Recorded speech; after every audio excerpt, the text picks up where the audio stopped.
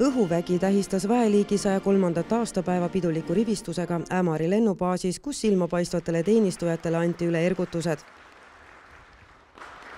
Samuti toimus tseremoonia, kus õhuväe ülem, brigaadikindral Rauno Sirk andis õhuväe juhtimise üle kolonel Toomas Susile.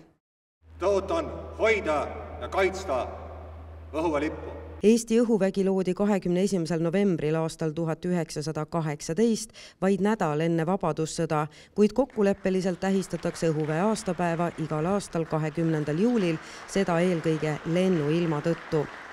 Eesti õhuvägi kontrollib riigi õhuruumi ning tagab strateegiliste objektide õhukaitse. Õhuväe prioriteet on õhuseire ja vastuvõtva riigi toetuse osutamine. Õhuvägi vastutab kõikide õhuoperatsioonide eest Eestis.